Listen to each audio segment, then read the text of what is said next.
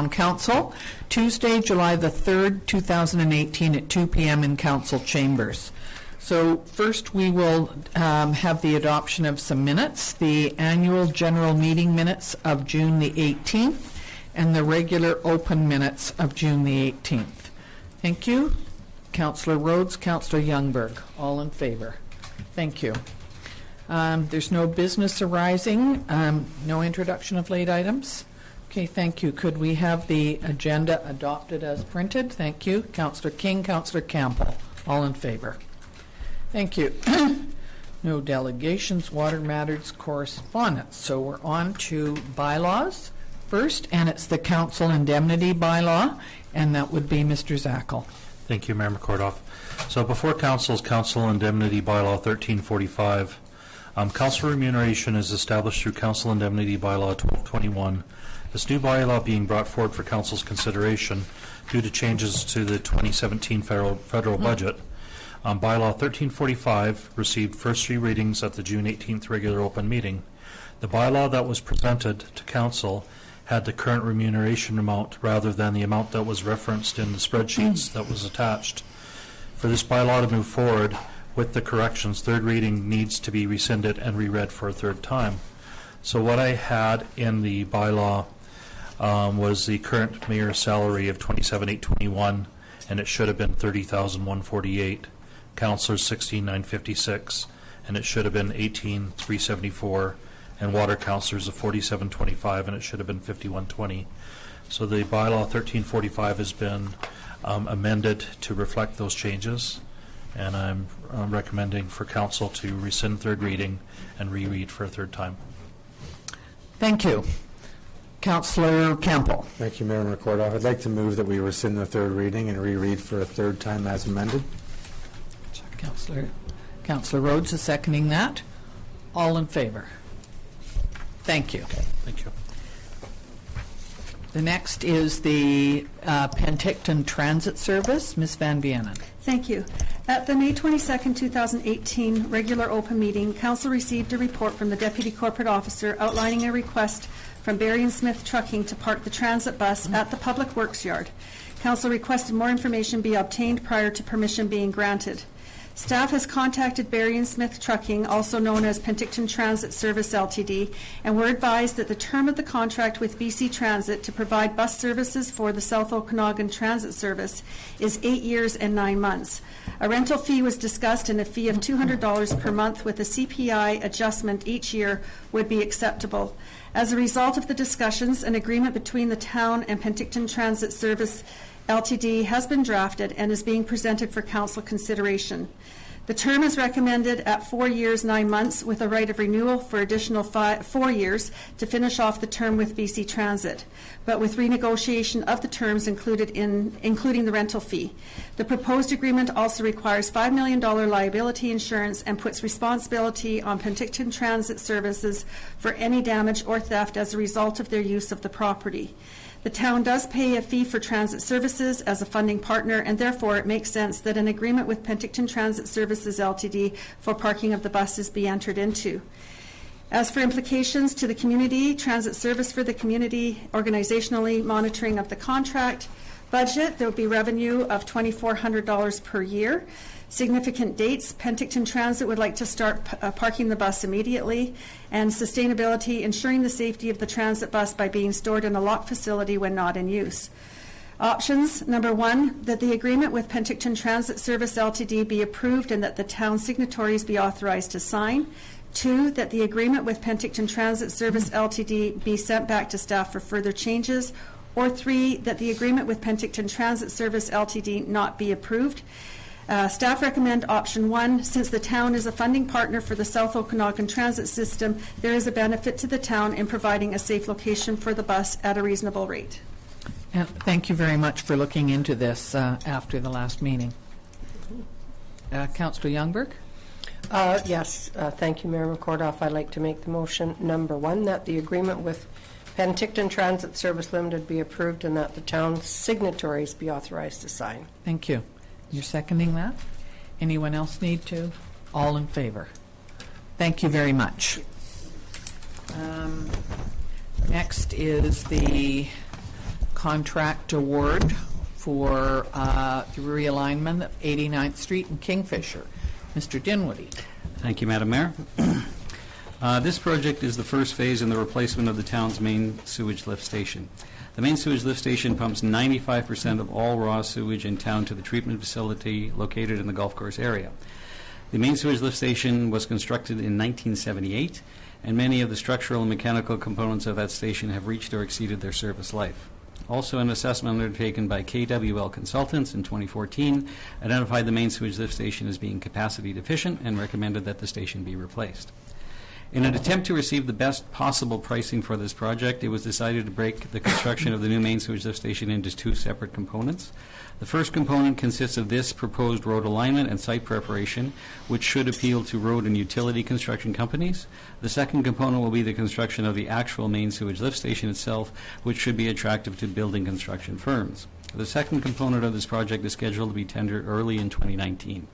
So this project consists of the following works. It's the realignment of 154 linear meters of concrete sidewalk, realignment of 1,700 square meters of roadway, removal of 360 square meters of roadway island, 1,050 cubic meters of cut to be removed from the site, preparation of level finishing ground for future construction efforts, 140 linear meters of 200 diameter and 250 diameter storm main and manholes, and 33 linear meters of 100 diameter water service.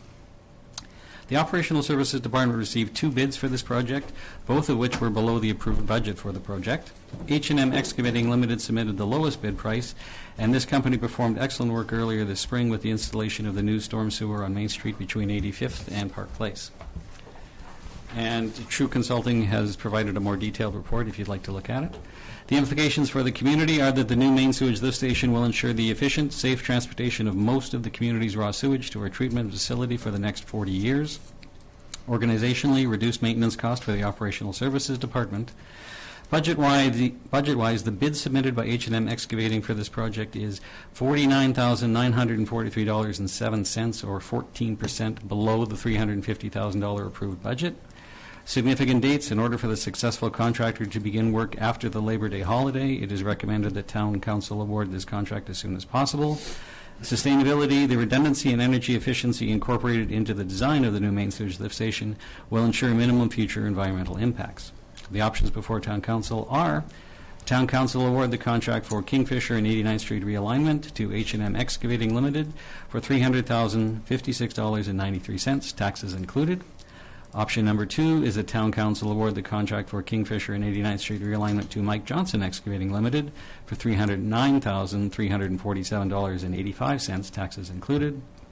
Option number 3 is that Council requests additional information prior to making a decision. The administration recommends Council adopt option number 1. Thank you very much. Jim? Yeah, I'll move option number Councillor 1. King. Town Council award the contract to Kingfisher and 89th Street alignment to H&M Excavating for $300,056.93. Taxes included. Seconding that. 2 things. One is, I think that it's really nice that both bidders are local, and they've both done very good work for the town. So we're just very lucky that they did. Obviously, it's recommended that we take the one that's slightly cheaper. Yep. And also, I'd like to know whether all of the plants that are in the middle of the island are going to be repurposed. We'll try to. We'll try to move them and relocate them someplace else. Hopefully they survive. Yes. If they don't, sorry, but we will try to repurpose them, yes. Thank you, because they were nice ones when they were put in a couple years ago. Yes, and we'll save the landscaping rocks as well. Good. And put them off to the side somewhere, and I'm sure we'll use them someplace else. Okay, thank you. Councillor Rhodes? Thank you, Member Kordoff. Is there a timeline? Will this start soon, or? It'll start after the September long weekend, so September 3rd, and it'll be finished hopefully by the end of November. Okay, thanks. Good. Okay, so it's been moved and seconded to go with option 1. All in favor? Thank you very much. Next is the reconstruction 62nd Avenue to the high school. Mr. Dinwiddie. Thank you, Madam Mayor. This road segment represents the primary access to the high school, the Dividend Ridge subdivision, and the golf course. The road was constructed at about the same time as the high school, approximately 40 years ago. The pavement rating of 62nd Avenue is 2.7, and of 115th Street is 1.53. Both of these rating values are indicative of a pavement service beyond its service life. 62nd Avenue also has some localized drainage deficiencies, which have contributed to the pavement service deterioration. So this project consists of the following work: local storm sewer installations of catch basin, dry wells, and perforated pipe sections, 4,500 square meters of asphalt complete with base gravels, and removal of existing surfaces, and 240 meters of asphalt curbing. The Operational Services Department received a single bid for this project from H&M Excavating Limited, which is not an ideal situation. However, H&M Excavating Limited has performed well earlier this year for the town of Osoyoos with the installation of the new storm sewers on Main Street. Also, their bid for this project is well within the approved budget. True Consulting is also attached to a report if you'd like more detailed information. The implications for the community are improved access to the high school, the Dividend Ridge subdivision, and the golf course. Organizationally reduced maintenance costs for the Operational Services Department. Budget-wise, the bid submitted by H&M Excavating is $64,438.50, or 15% below the approved $420,000 budget for this project. In order for the successful contractor to complete this project prior to the beginning of a new school year on September 4th, 2018, it is recommended that Town Council award this contract as soon as possible, and then when you award it, they will start work this summer so that the road should be finished before school starts. Sustainability, there are no real impacts. The options before Town Council are to award the 62nd Avenue Reconstruction Highway 97 to the high school to H&M Excavating Limited for $355,561.50, taxes included. Option number 2 is the Town Council retender this contract, and option number 3 is that Council requests additional information prior to making a decision. The administration recommends Town Council adopt option number 1. Thank you very much. Councillor Rhodes. Thank you, Member Kordoff. I'll move option number 1 as it's worded in the list. Councillor Campbell, seconding that. I like the fact that that if we approve this today, they can get right on it and have it done before the school year starts. That's the plan. Thank you. And does that mean that people who live up at the golf course are going to have to find an alternate route? Well, there'll be single alternating traffic, and it may be a little congested going up for your There seem to be a few here that live up there. Okay. Can I ask a question? Yep. Yes, Thank sure. you, Madam Mayor. I mean, I guess it's a little ahead of itself, but that property in the corner has been sold. So would you putting a driveway onto that piece of property, or just worry about, see what happens when they come forward? Like you said, 2 or 3 acres right next to the church right on the corner? Yeah, we weren't anticipating putting a driveway in there. There is a bike path on the other side of the New Jersey barrier there, so we hadn't planned on doing anything. We're not doing anything to the path. The path stays as it is. The barrier stays as it is. We're just improving the road. Okay. Okay. So it's been moved and seconded that we go with option 1. All in favor? Thank you very much. And Mr. Dinwiddie, you're up again. It's a nice tie. Thank you. Thank you. Apparently a very effective tie. It's kind of green. Well, it's got ducks on it because I had a big bill. So That was a dad joke. It's about as corny as it gets. That's pretty much. As long as you give me the money, I'll keep, Work well. Yeah. So this is the sewer lift station. No. Yes. Yes, it is. Starlight lift station. Right. Good. So the Starlight Sewer Lift Station was originally constructed on the Osoyoos Lake foreshore north of the north property line of Lot 6, Plan 3151, which is 7710 Main Street, in 1965. It was replaced in the spring of 1994 with a pre-manufactured fiberglass structure, and Mr. Primo has expressed concerns over the lift station's location since 2005. There's an attached letter from Mr. Primo dated March 23, 2007, when he was asking about the Starlight lift station at that time. On June 22nd of 2018, Mr. Primo sent another letter to Mayor McCordoff and Town Council, once again expressing his concerns over the location of this particular sewer lift station. As explained in the letter from True Consulting dated March 23, 2007, the relocation of this lift station is an extremely complex and expensive project. Attached is Operational Services' proposed response to Mr. Primo's latest concern over the location of the Starlight Sewer Lift Station. Administration is seeking Town Council's direction on how best to deal with Mr. Primo's continuing request to relocate the Starlight Sewer Lift Station. The implications for the community are the proposed new location of the Starlight lift station is in the Pioneer Walkway area on the south side of Highway number 3, which will affect the appearance of this popular walking pathway. Organizationally, the proposed new lift station should have reduced maintenance costs. However, it should be noted that the existing lift station is functioning properly with low annual maintenance costs now. The budget, the updated cost estimate to relocate the Starlight lift station to the south side of Highway number 3 in the Pioneer Walkway area is approximately $560,000. This is an expense that is not incorporated into any future capital budget at this time. Significant dates: if the town council decides to relocate the Starlight lift station, then the design and updated cost estimates should be incorporated into the 2019 capital budget planning process. Sustainability, there are no impacts. So the options before council are: town council decides to leave the Starlight lift station in its current location and authorizes the Operational Services Department to send Mr. Primo the attached response letter. Option number 2 is the town council decides to relocate the Starlight lift station and instructs the Operational Services Department to include this project in the 2019 capital budget planning process. And option number 3 is that council requests additional information prior to making a decision. The administration recommends town council adopt option number 1. Thank you very much. Councillor Rhodes, what would you like to say about this? Yeah, thank you, Mayor McCordoff. I'd like to ask a couple of questions first, if I could. So historically, this goes way back in time. Yes. And I'm wondering if you have any comments about what kind of agreement that we have and how that responsibility of having it on that property has transitioned through the years. And more specifically, should we have any concerns about it?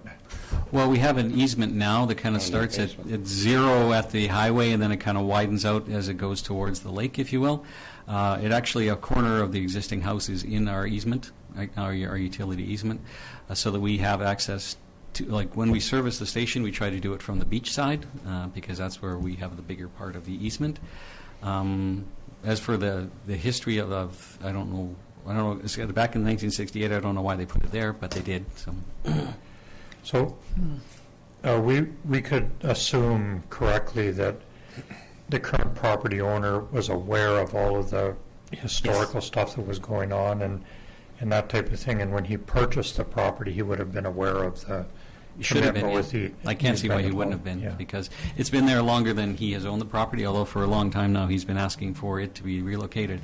To relocate it is, like I said, is really quite complicated. It's a very, very, very deep hole that you have to dig in order for there to be a gravity sewer to feed it across the highway.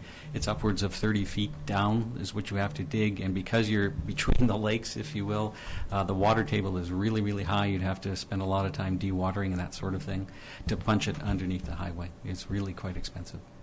And it's not really, like, there's no real, other than it's off of Mr. Primo's property, there would be a different easement going through his property now if we were to relocate it, but there's no real motivation on our part to move it. Like, it works fine. The flooding this year did not damage it. Yes, it was underwater, but we were able to seal it.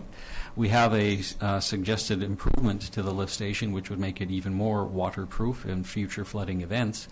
But there's no real need to move it. So the property used to be owned, and I think the house was built by the Brownlows. Mm-hmm. And I think the Brownlows, they lived there for a long, long time. I think they would have sold it to Mr. Primo. Am I correct? Don't know that. Yeah. So No. it hasn't been, he's may have owned it for like the last 10 years, 12 years. Mr. Something, Primo? well, he was asking about it in 2007, so. Yeah, so it must have been just before. Yeah. Councillor King? Yeah, thank you, Madam Mayor. Did I hear you right, Mr. Dinwiddie? There's a way of improving the seal around it, or you just have improved it? No, well, what we did this year with the flooding event was we were able to seal it off rather effectively so that lake water didn't flow into the system and inundate the pumps. Our proposal to make it even more waterproof is to add an additional 3 feet to the top of the wet well of the lift station, so that should bring it up to, so it's above where the lake flooded to, and so no water would get into it. So it's adding an extra 3 feet of fiberglass tube. So are you thinking of bringing that forward in the near future, or not really? Yeah, we were hoping to do that this year. The cost of that is quite small, and we can probably incorporate that in our sewer operation budget. Yeah, I think that would be a good idea. It's probably about 10 grand or Yeah, so. that'd be a great idea. So we could certainly do that, like I said, out of our operating budget. I don't have to ask for money for that, so. Thank you. Good thing. Is it, So, can I- yes. Is there a noise factor? I thought one time he mentioned there was, it continually turned on and turned off and trying to sleep and all this. Is that brought forward? He hasn't mentioned a noise factor to me lately, No? but the pumps do cycle on and off. There's no doubt about that. They're electric pumps. Just wondered if it was, I've never been there, so I don't know if I I haven't hear heard noise. that concern before, but, Okay. you know, you Okay. probably hear the pumps turn on and they turn off. They cycle on and off. That's how it works. So, would somebody like to make a motion on this? Councillor Rhodes? I'll move the recommended option. Thank you. Is there somebody seconding that? I'll second it. Anyone else like to speak to this? Okay, so we will call for the motion. All in favor? Against? Thank you very much. Thank you. And does that include that motion would include the letter that Mr. Dinwiddie has in here and would be sent? Yes, so I will send that letter. Thank you very much. Well, like me, So you like that chair better, Ms. McKay? Thank you, Mayor McCordoff. Yes, I do. All right. This is okay. So next is the recreational cannabis retail sales. Ms. McKay. Thank you, Mayor and Council. The background for this report is to date, British Columbia has indicated that it plans to have its retail cannabis structure in place by July 2018, with full implementation effective October 17, 2018. Details of that approach will include a minimum age of 19 to purchase recreational cannabis, a government-run wholesale distribution model operated by the BC Liquor Distribution Branch, a retail model that includes both public and private retail opportunities in stores, but the province will be the only retailer for online purchases. Licensing, compliance, and enforcement to be done by the Liquor Control and Licensing Branch, and a significant role for local governments is that council has the authority to, and this is just some examples, restrict operating hours, require additional security requirements, ban retail sales altogether, cap the number of stores, and specify zoning requirements. Selling of cannabis from a retail cannabis dispensary is currently illegal in Canada at this time and also prohibited under the town's zoning bylaw. Until council decides on whether to allow retail cannabis dispensaries in Osoyoos, enforcement action will continue to be taken on any person or company that attempts to open a retail cannabis business in Osoyoos ahead of it being legalized. At the March 19, 2018 Committee of the Whole meeting, Council received a report from the Chief Administrative Officer, and that report is attached to your report here. The report identified possible options for Council or for public consultation and identified additional items for Council's consideration.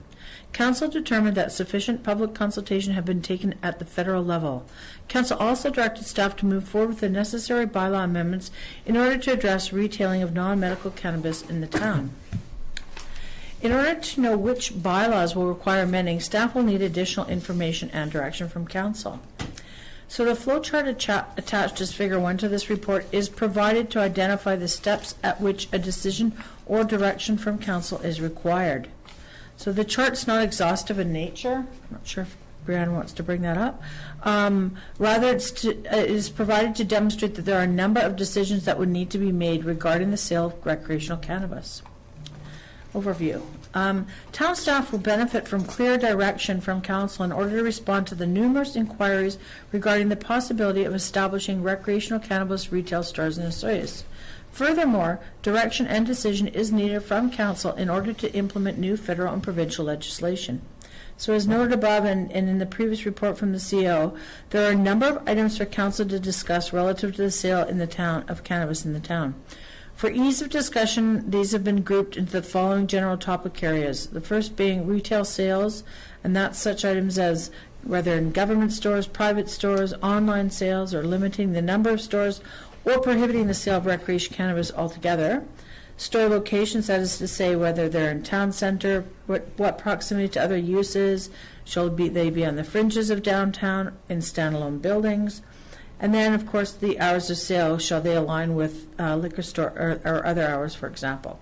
So with respect to retail sales, early indications are that retail sales of cannabis will only include dried cannabis, cannabis oils, and seeds, all produced by licensed commercial producers and distributed through the provincial wholesaler. Only cannabis accessories such as rolling papers, pipes, and bongs can be sold along with cannabis products, such as snacks, tobacco, etc. They will not be able to be sold in cannabis retail outlets. The province has indicated that both private and government-operated retail outlets will be permitted within BC. At the time of writing of this report, cannabis retail outlets remain illegal in Canada. Recreational cannabis will be available for purchase through the province's online system. Once legal, the town will be in a position to consider one of the following options. Option A, prohibit the sale of cannabis in storefront setting. Option B, allow the sale of cannabis in a provincially operated store only, or allow the sale of cannabis through both provincially and privately operated stores. With respect to prohibiting the sale of cannabis, the Town of Osoyoos zoning bylaw does not currently permit the sale of cannabis in any zone. Council has the option of continuing to prohibit the sale of cannabis in both government and privately owned stores. If Council chooses this option, it would be prudent to direct staff to include additional language in the zoning bylaw to this effect. With respect to sales in provincial stores only, in order to allow for the sale of cannabis in provincially licensed stores, only an amendment to the zoning bylaw would be required. Such an amendment would need to identify the zone or zones within which the use would be permitted. Direction to staff would be required to bring forward a zoning bylaw amendment for Council's consideration. Then you can also see Section 3. We'll discuss that in a bit. So, or the sale of cannabis in provincial and privately operated stores. Now, if Council chooses this option, Council also has the authority to restrict the total number of retail stores. Careful consideration should always be given when restricting the number of retail outlets, no matter what the product, because this can result in adding an artificial or speculative value to a property. Hours of operation. So discussions with other local government staff members indicate that many municipalities are restricting the sale of cannabis to the same structure as the sale of alcohol, which means retail stores could be open only from 11 a.m. to 11 p.m. daily. With respect to store locations, Council should Council determine that the sale of cannabis would be permitted in the Town of Osoyoos, the next step is to decide the appropriate location for this use. There are several options to discuss. Therefore, the list below is not exhaustive. It's meant only to facilitate discussion.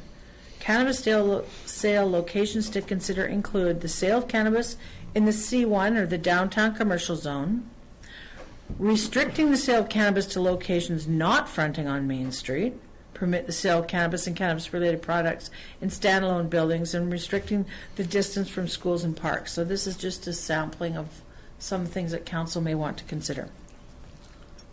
With respect to downtown Osoyoos, the official community plan identifies the downtown as a traditional Main Street. Osoyoos has fortunately retained its traditional downtown Main Street, which is a major attraction for residents and tourists alike. Supportive policies are needed to ensure that the downtown continues to be the central focus for our community. The OCP policies seek to promote a dynamic mix of complementary downtown uses. Some may argue that the sale of cannabis is not necessarily complementary use, while others will argue that it is simply another retail outlet. Council may wish to consider restricting the sale of cannabis to stores that do not front directly onto Main Street. Consideration should also be given to requiring that cannabis sales be restricted to stand-alone buildings only, that is, buildings that do not share a common wall. Such a restriction would help prevent adjacent businesses from being impacted. Note that this would place additional limitations on site locations. With respect to proximity to other uses, Council may also wish to consider the proximity of the sale of cannabis and cannabis-related paraphernalia to other uses in the community, such as schools and parks. Some communities have taken the lead from the City of Vancouver and determined that the sale of cannabis should not be permitted within 300 meters, that's 984 feet, of a school, a community center, or a park or other cannabis dispensary. Should Council decide to adopt a similar strategy, the sale of cannabis would be restricted for most of the town center area. See, for example, map number 1 attached to this report. That demonstrates a 300-meter buffer from Osoyoos Elementary School and a 300-meter buffer from Gyro Park. So given the compact structure of our community, it would therefore be prudent to consider reducing that restricted area. For example, map number 2 indicates a 300-meter buffer just from the school.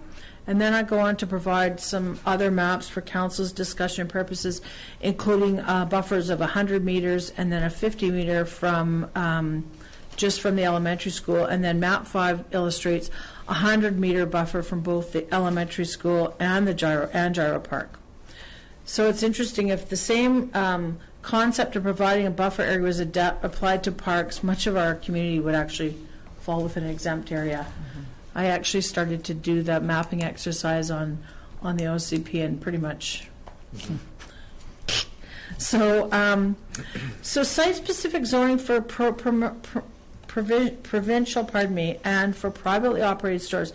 So one option worth consideration will be to allow for retail cannabis stores on a site-specific basis only, with council-approved zoning. This would allow council to consider all issues which would be related to that specific site, such as the uses on adjacent property, access, parking, etc. If council were to proceed with this option, it would be prudent for council to first consider adopting a policy under which a rezoning proposal would be considered, and that policy could be independent or included in the zoning bylaw.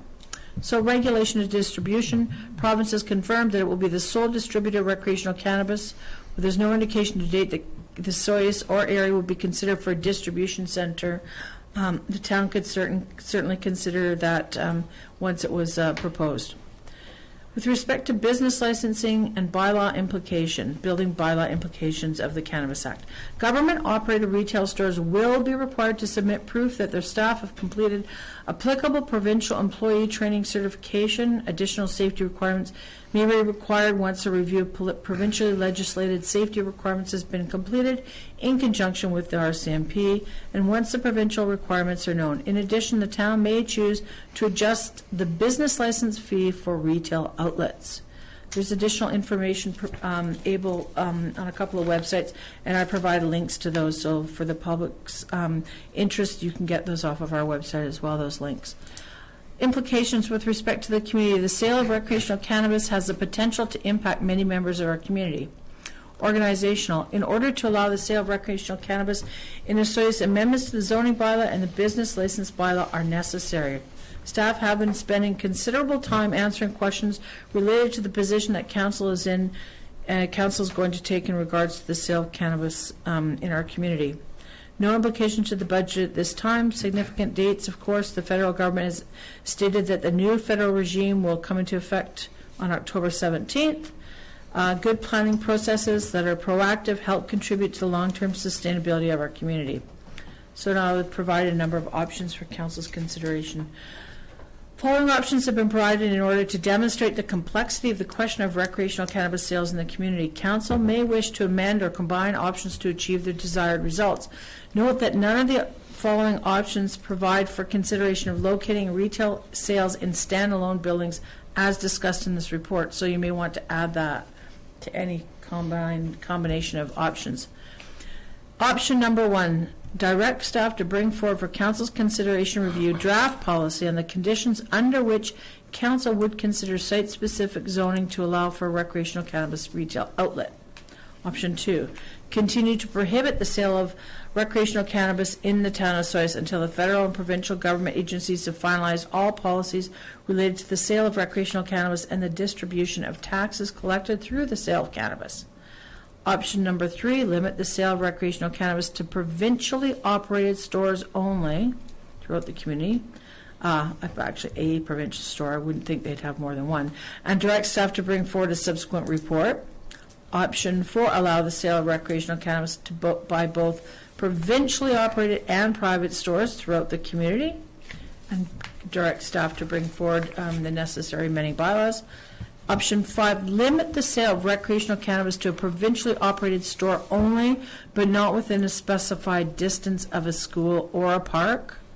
or other restrictions. Then option 6, allow the sale of recreational cannabis by both provincially operated stores and privately operated stores, but not within a specified distance of a park or school or other restrictions. And you can see where this combination of options could have gone on forever. The recommendation that staff are bringing forward is staff are recommending option number 1. This would allow the sale of recreational cannabis through site-specific rezoning only. If council selects this option, staff would then bring forward a further report and draft policy for discussion. Thank you very much, Ms. McKay. I know that you've spent a great deal of time looking at the various options that have been involved with this, and we certainly know that after over the past year or so, there have been many different scenarios that have come forward, and I think they continue to change occasionally. So it's not only a federal jurisdiction on some things, provincial on some, and some of the things are left to the municipality to deal with. So it's been a confusing issue. So we thank you for this comprehensive report. Councillor Campbell. Thank you, Mayor McCordoff. Is this the first time you've had the word bong in one of your reports? No, it is not, Councillor Campbell. Excellent. So a couple of things. I mean, I'm just going to voice my frustration on the record first. Just another example of a federal provincial download onto municipalities, which make things very challenging as far as staff time recommendations, research, etc. But I wanted to understand in some of the options you provided here, one of them was provincial outlets only.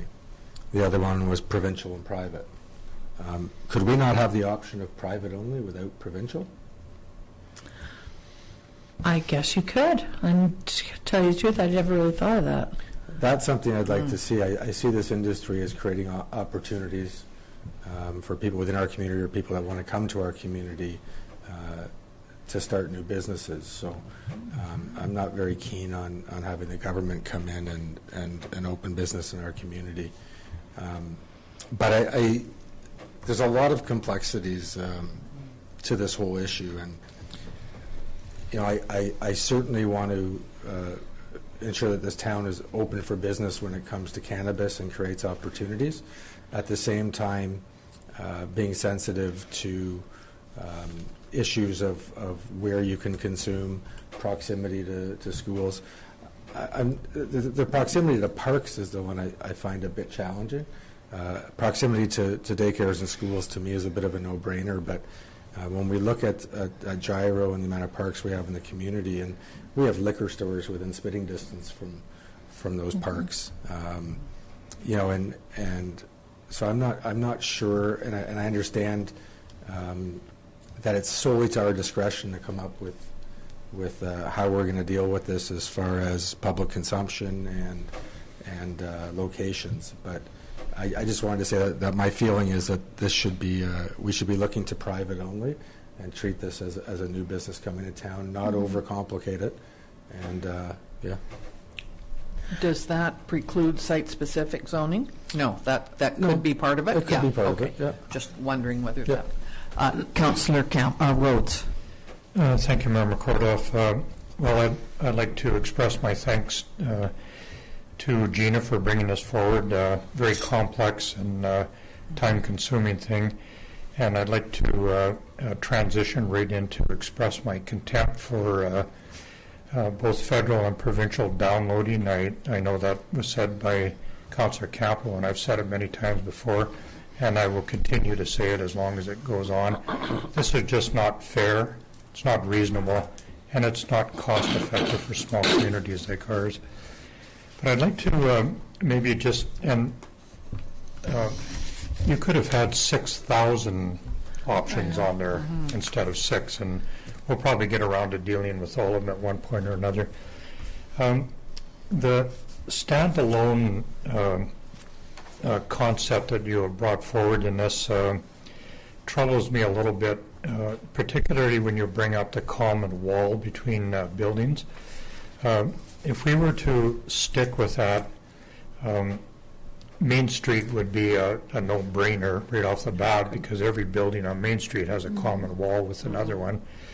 I also think of Cottonwood Plaza and where Bylaw Foods are, every one of those locations all have common walls with other businesses and that type of thing. And I'm a little troubled with that particular aspect of it, because there may be a very suitable location that has a common wall with another one. So I think that's a topic that we'll need to rediscuss or discuss in more detail in the future. And if I could get some clarity on the provincially owned things, are you referring to places like liquor stores and that type of thing, or? Thank you, Councillor Rhodes. So it's interesting. I thought both comments from the councillors are very interesting, because I remember the day, it wasn't that long ago, when it was only provincial liquor stores, right? There was a bit of off. There was some off sales permitted for liquor at the end of the evening from bars, but you only had the liquor stores, right? The government operated liquor stores in British Columbia.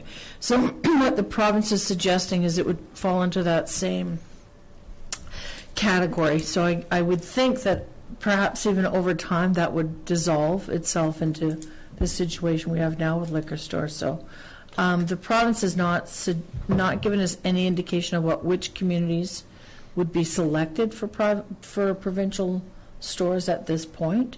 The interesting point too is that the province actually trumps the local government anyway. Yeah. So I guess if they really decided that they wanted to open up a store, I don't know. In the long run, maybe the CEO can speak to that. What would happen if they decided they wanted to open up a store in our community that had was a commercial business? I mean, they still have to have zoning to open up a liquor store, so I would hope they would still have to have zoning to open up a marijuana store. But how would you overcome the regulation about not selling any other products in the same location? Well, just for clarity, the provincial government has said that their stores will abide by the same rules. So the cannabis will not be sold in liquor stores.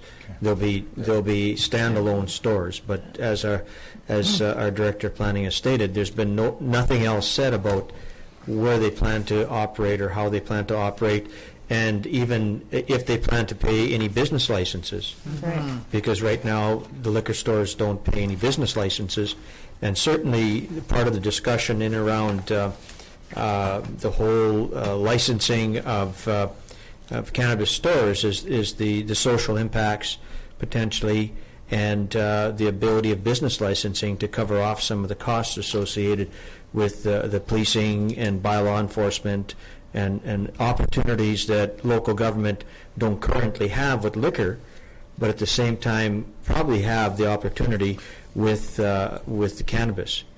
So we really don't know where the province sits at this point in time. Right. To be clear, one of the reasons I said what I said about not wanting provincial is really for that reason, because in my mind we have an opportunity to charge a fair amount for a business license to help offset some bylaw and policing costs based on this industry becoming legal.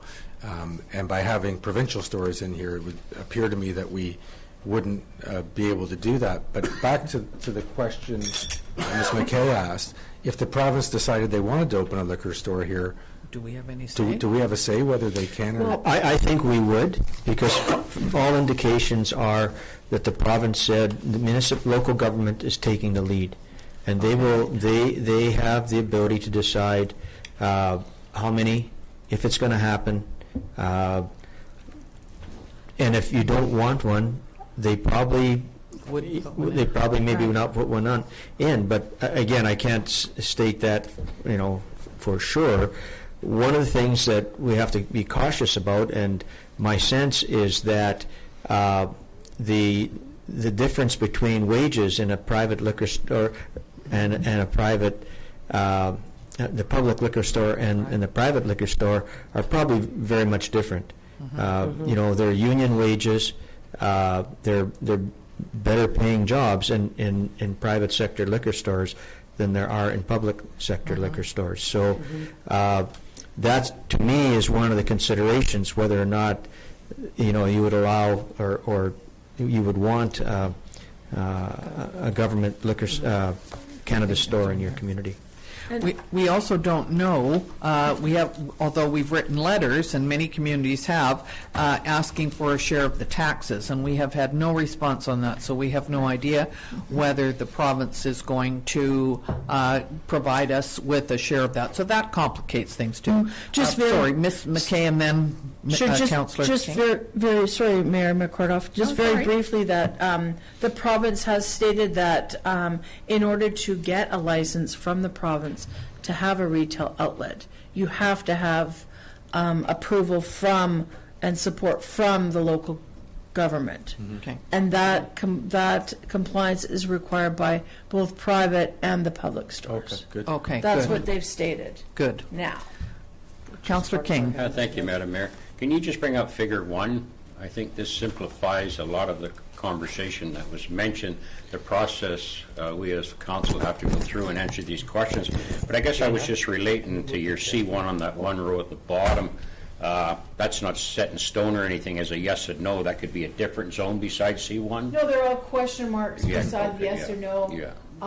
And again, this was just meant to demonstrate this is just meant to demonstrate the complexity of the question. And I think So, there's- yes, so if it's no, it's pretty easy, it's the red blocks. If it's yes, then again, we get into the kind of this, basically it follows the same blue path, whether it's provincial only or private and provincial. Or private only, thank you.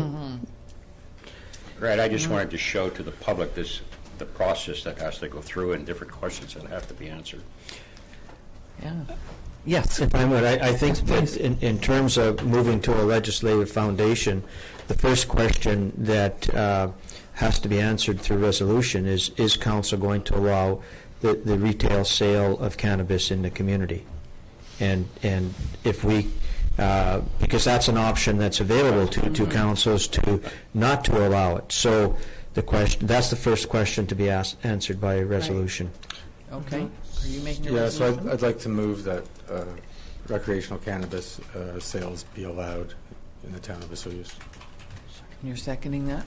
Is there anyone else who would like, that was Councillor Rhodes that seconded that. Is there anybody else that would like to talk to that point first? All right, all in favor? So we've all agreed that's unanimous, that we would like to see it. So can we just put a big red So now we go to the left. by the yes? I'm Well, just and the kidding. difference between private, provincial, and just private No, we just wouldn't thought- change. No, we're just doing number We 1. just got Okay. this box right Yeah, there. we just checked that box. So We fast started we down got the to. road. No, I think my point was that everything falling down from that makes no difference whether we go private, public combined, or just private. Everything below that would stay the same. Yes, in terms of the boxes under the private provincial would be the same, things like, the hours of operation, all those areas. The question becomes, the second question is do you want to allow both public and private retail cannabis operations in the community? Go ahead. Thank you. Looking I to want see- to check off some boxes here. Okay. I'd like to move that we allow private sales of recreational cannabis only. Yeah, and to be fair, that they have to, even if for private Of sales, course. it has to be the province that's the sole distributor of the Yep. cannabis, so. Understood. So, I'd like to make a comment. and Well, we need a we need a seconder for a seconder for second. this. Okay. You're seconding it, and now, go ahead. We knew that. Mhm. So don't we need a little more research done from the provincial legislation before we can really say that we are only going to allow private sales? What if the provincial government has jurisdiction to open a cannabis store in our community, whether we would like it or not, just as they do different liquor stores? I think. That's a good that. question, Councillor, but to date, our indication is that we have that decision.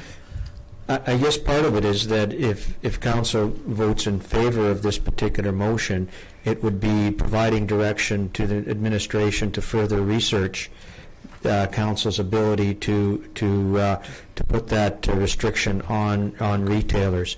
If we don't get that that direction, then we'll just proceed that in the light of private and public stores. Just one other question. Yeah. When you're doing some research, who does the price fixing? Is it the provincial government or is it individual sales? It's my information to date is that it's already fixed at the federal level. They dictate to the province. Yeah, it's fixed as far as what the cost to the retailer is my understanding. I think the retail prices are fixed as well throughout the province, is my indication. I don't know about that. They could have a sale Well, on there it. would be something to ask for sure, right? That would be And- one of the and- questions. that And you the need. reason that I'm asking I was just wondering. Sure. why I'm asking that? Yes. Simply because if provincially they are successful in setting up their own stores, then the private individual has to be competitive to the provincial store, just as what's happening with the liquor Liquor stores. stores. Sure. You know, the private individual who owns a liquor store now has got to be much more competitive because the provincial government's being very competitive. Yeah, with big That's all. sales on. That was just a point of information for me. That's all. I can certainly do more research on that, but my indication so far is that the price is fixed. Okay. That's what I have heard. Sure. Maybe if you Answers the question. keep that in the back of your mind if anything comes up. Councillor Rhodes. Well, we'll just Google it. Yeah. I'd like to speak in favor of the motion. I don't feel threatened by the provincial legislation that may or may not come our way. If it does, provincial legislation always trumps everything that we do anyway. So I'm prepared to move forward with the recommended Motion? Okay. motion. Yes. So could you read that motion again, please, Mrs. Hilson?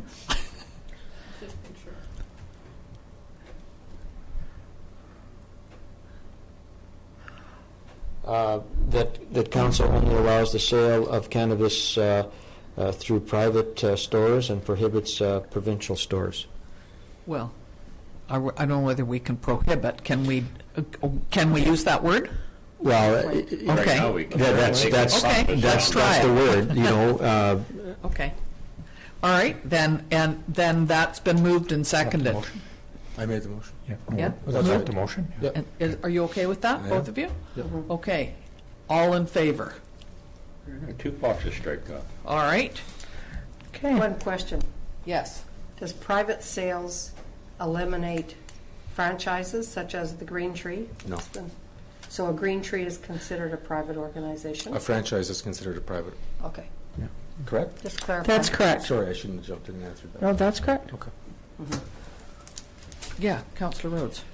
It seems quite easy that we can cherry pick some of them. Do you want a motion on the hours? Actually, Ahead of ourselves now. can we, although that information's there, things like hours, I think would be more related to the business license discussion versus the zoning bylaw. And what we're focused on now, I think more importantly, is the zoning bylaw. I think the next step, correct me if I'm wrong, Director McKay, would be to get some type of indication from council whether they want a model built that uses some restrictive distances from parks or schools and what those numbers could be, or they want to go to a site-specific zoning. That's Well, I correct. ask only because it's the next box Yeah, over. yeah. Yeah. See? And those boxes, sorry, Councillor Rhodes, are again just to make sure we all understand the complexity of it and some of the questions. But the Chief Administrative Officer is correct in that the next thing to discuss would be where in the community, if you're going to restrict it from parks and schools, or by site-specific rezoning only. There's a number of different questions that are involved in that. How do we proceed with it? I have an idea. Look, staff have recommended option 1, which would be by site-specific rezoning. And then I think the next step at this point would be to bring more information. I think the place to start would be to ensure that council knows what site-specific zoning is I would do. and what the implications are for site-specific zoning. Could you provide some? Sure, thank you, Mr. McCordoff, sorry. Mr. Remenko. Oh, jeez. Just got a new title. I just got my, Somebody's had the bong already. I just got my letter, too. Actually, I haven't got it yet, whoops. So basically what we're suggesting is by site-specific zoning, then like anybody wanting to change the use of their property, they would have to come in, submit a rezoning proposal, state the cases of why they think that that's a great use for that specific property, and then we would come forward with a report to council identifying reasons in support or not in support of that particular location. This would allow staff an opportunity to look at each on a case-by-case basis. So, for example, we could then look at things like parking, the neighboring property uses, access to the property, security around the building, all those kind of things, and how it may or may not impact adjacent uses. So it would give us an opportunity to have that. It would also basically give council an opportunity to ask the applicant any specific questions that they might be interested in. We could also have specific criteria under which council might consider an application. So it buys us a little time, in essence. So Okay. I think Yes. we need to stop here, and here's why. I think there's some additional information we need. When we look at Vancouver and what other people are doing or what's been suggested with 300-meter proximities, that kind of thing, which is essentially a kilometer, isn't it? Math isn't my best friend, but... Yeah, close. Yeah, so, 900 feet. so here, being in a very dense, small community, adopting parks and schools 300 meters could mean that we can't do anything. Is it possible to request to have some mapping done based on 150 meters, based on 250 meters, and let's see what's left in commercial zoning for us to look at? The idea of the site-specific zoning... You have mapping. We've got Yeah, but you're looking at the 150 150. or 200. Okay, just, And, well, it's more schools I'm concerned about. I'm not sure that... okay. There's a So, 300. Yeah, I saw that. 100. Mr. Campbell, or Councillor Campbell, just so you know, there's 1,000 meters in a kilometer, and so it's about 1,000 feet and 300 meters. It's important to know this. 904. It's the same thing as a third of a kilometer. She's definitely getting comfortable in her role, isn't she? So I do want to show you map number 1 here, because it is important. So this is 300 meters or 984 feet from the elementary school, the yellow buffer. Yes. And then you can see the sort of dusty rose-colored buffer, which is about 300 meters from Gyro Park. And then I did show you kind of some combinations. I saw that. And so, you know, I think, I mean, we can certainly do any combination of buffers that council's interested in looking at. But there's a 50 and a 100 meter buffer showing as well here. Is there a specific? That's why I think my bigger concern is, and thanks for the education, as I've got another teacher sitting next to me on this side. When we talk about the site-specific, I think with the amount of interest we're going to get, that's going to become very, very time-consuming. Mm-hmm. And each one of those would have to go to a public hearing? Yes. And Right. So then my other concern is the not in my backyard and, you know, further divisions and conflicts within the community and having to go to a public hearing for every one. And I think we're going to see a lot of admissions. So that's a concern for me. That's a very good point, Councillor, and I think that's one of the reasons that we would suggest that you may want to consider certain criteria under which you would or would not consider a rezoning. You may also want to see a proposed amendment to the business license bylaw, because that, you know, along with business licensing fees, may also separate some. Well, I think so for sure. And I think by not getting an answer from the province on the tax share, it would be my feeling that we should look at that, recovering some of those potential costs through the business license process, as far as what the Right. cost for the business license would be. So are you, sorry, CJ was next. Are you suggesting that we actually look at each one of these issues separately, like the business license and like the distance? Does that make it easier when somebody might apply? I'd like to eliminate proximity to parks, because I just don't think that's possible, for one, especially with where Gyro is located. So, but you're and the okay fact with that schools? I'm not okay with them being close to schools. I think we need to discuss the proximity to schools, not parks, my opinion. I'm going to let Councillor Rhodes speak next. No questions about the buffer. As we know, the town of Osoyoos is built, along a lake shore, and we have a peninsula that's joining the two parts of our town with a bridge in the middle, and we have very irregular streets and avenues, although we do have some linear stuff that goes from one end to the other. Is it possible to manipulate the buffer zone? For example, 300 yards from our school works really well when you go towards the west, but it doesn't work so well as you go towards the lake and that type of thing. Can you have irregular buffers? Rather than round. Rather than round. You sure you can have anything?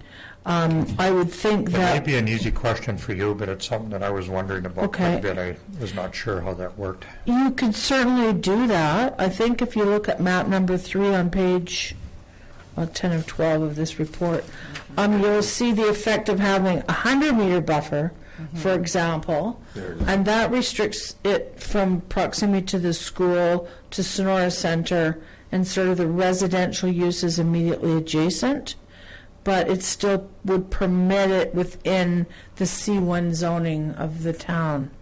So in essence, we could sit down with a pencil and draw irregular lines that we felt was an appropriate buffer around. You may. I would really caution you with that, because Might be closer. I think what you stand to run into there is why my property in or why my property out, versus when you do you take the center of the schoolyard, draw 100 meters from there, and say any property that line touches is not included, and then you have a sense of, if you're going to court to defend something, it takes out any of the anomalies of decisions. So I would caution against that. I am also a little bit concerned about keeping it away from parks, but I do think that in our town we have so many different parks in various spots that might be quite difficult to do. So I certainly understand your point of view, Councillor Campbell. Councillor King. Thank you, Madam Mayor. I guess as mentioned before, I think 300 meters is too large. We're not a big city for sure, but 100 meters I will not support right now. It's too close to a school. Somewhere in the middle, I think, has to be looked at pretty serious. A 200? We could look at that, I suppose, couldn't we? Can we look at 150 and 200? Yeah. Absolutely. Okay. Mr. Emenko? I'd just like to speak to the parks discussion in and around the parks, and I recognize that our community has got the asset of the parks right along the lake shore, but I would also encourage council to think very deeply about this, because when you sit down at Gyro and you see people who have convenient access to liquor walking down the street carrying a case of beer from a very close proximity, it just convenience causes issues. And the same thing down on Cottonwood is that yes, we can just pull up our boats and load up and away we go. I'm just saying that there are always two sides to the story, and there are implications of having the convenience of location to our parks. The one thing I will say, though, is that at Gyro we do not prohibit smoking. So that would definitely include smoking of anything. We also prohibit drinking. Yes. Yeah. Yeah, I know. Yes. The other concern that I have is our bylaw officers.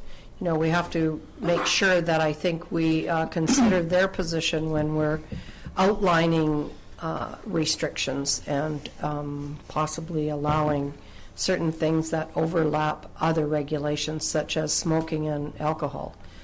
Cannabis has to be considered to be something that they have to enforce as well. So we have to try and work with them.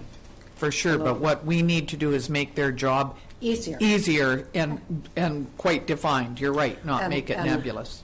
By having some sort of restriction with the parks, I believe that helps them. What's two different things we're talking about? I think Well- you're talking about consumption in parks. Yes. No, we're talking about proximity of the retail stores. Yes, I know Okay. that. I know proximity and consumption is in my same Okay. I thing. think Yeah. we need Okay. more information at this. Certainly, Yeah. consumption of alcohol and cigarettes or anything is Yeah. not allowed in the Yeah, park. exactly. Yeah, you're right. The proximity relating to parks has got something to do with the fact that we have all sorts of things to consider before we change that regulation and say it should be allowed in parks. That's all I'm Oh, saying. no, I don't think we're going to allow it. Well, it can't be allowed, Can't. but the proximity of stores Yeah. to parks Yeah. that creates the convenience of Yeah.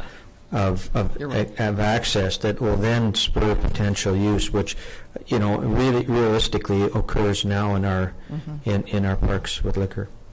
I cleaned up a whole ton of beer cans after the fireworks, so I know.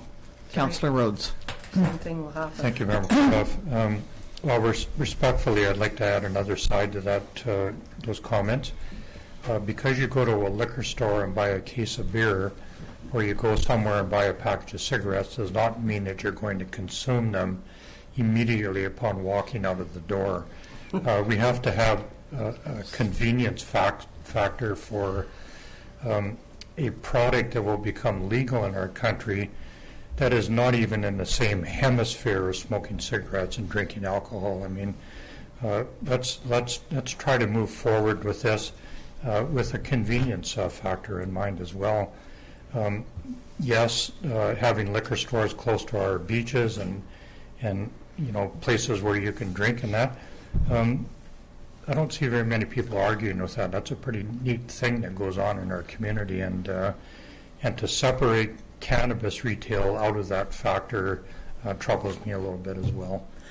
And I think to Councillor Youngbird's point, when we start discussing bylaws and where cannabis can be used, I mean, I don't think parks. I think it should mirror cigarettes and alcohol as far as our parks are concerned, and consumption shouldn't be allowed in the parks. But I think The province has already said that consumption in parks and places near where kids are is going to be illegal. Yes. That begs the question of who's going to enforce it. Right.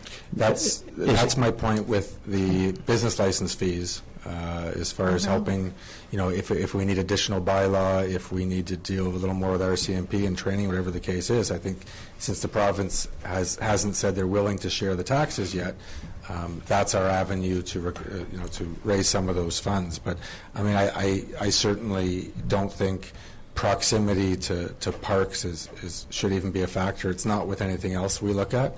This would be the only thing I could think of where we would be concerned about proximity of a retail business, and I don't think that's right. Go ahead. Mr. Manco, did you want to finish? No. Okay. I just wanted to bring Yeah. another side to the story. Yeah. No, I know. This is the concern that we have. There's too many different issues Right. that we are all trying to deal with here. Councillor Rhodes. I'd like to ask about next steps. We will have lots of opportunity for endless debate on this. How do we move forward from here? What are our next steps? Thank you, Yeah. Mayor McCordoff, Sure. through the chair.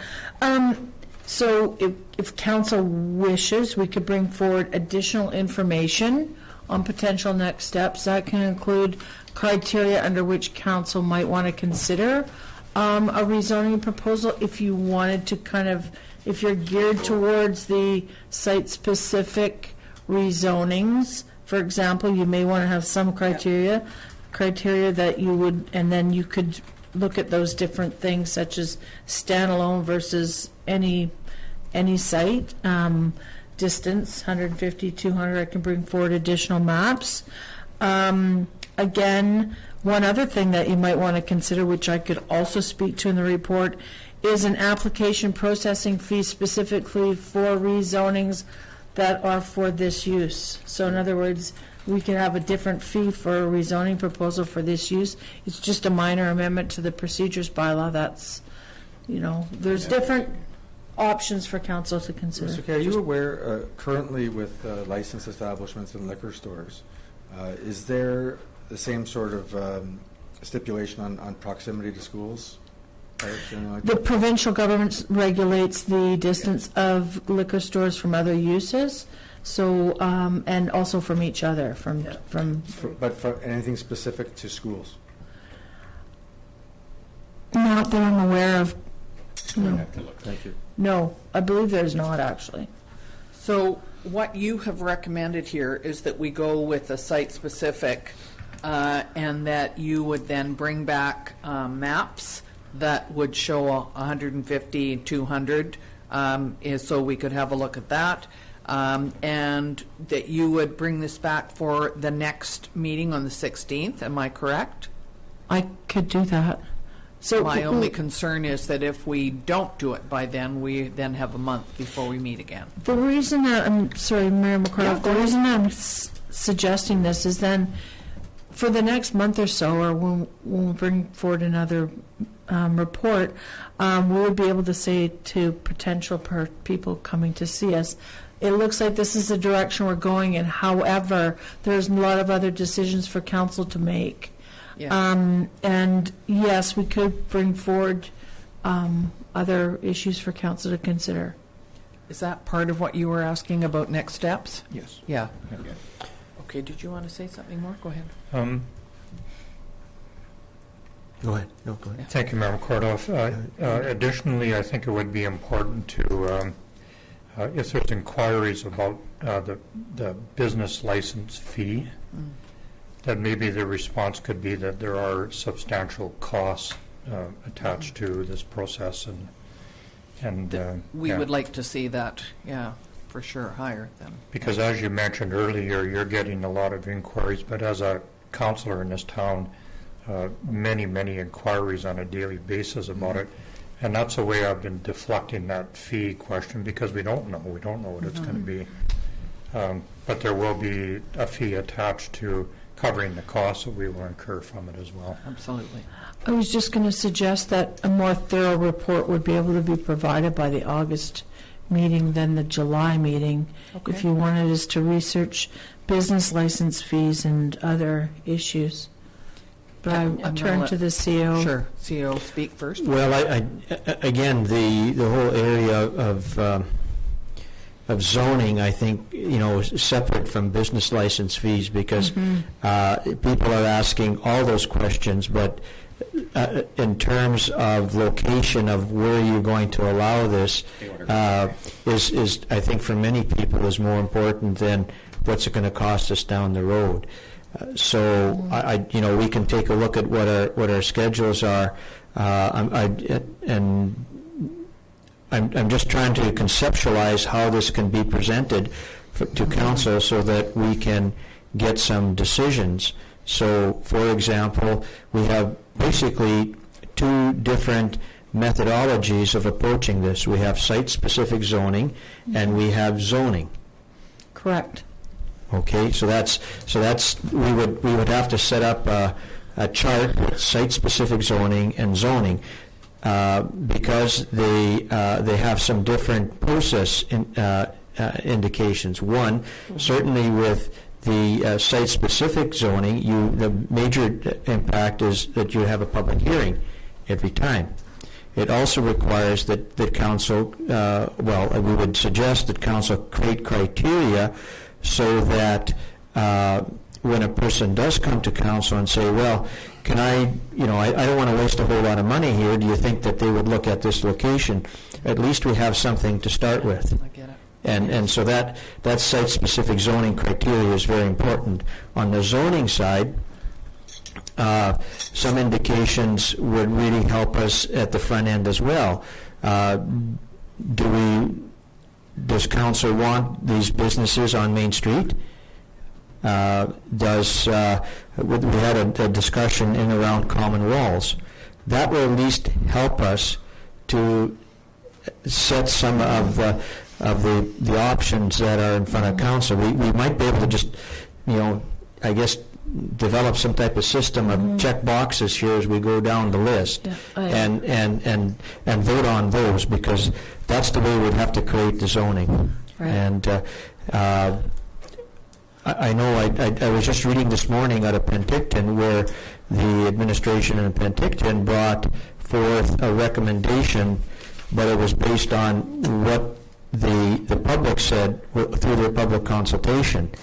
Here, we're left to trying to get an indication from council where you're leaning so that we can kind of, set the direction.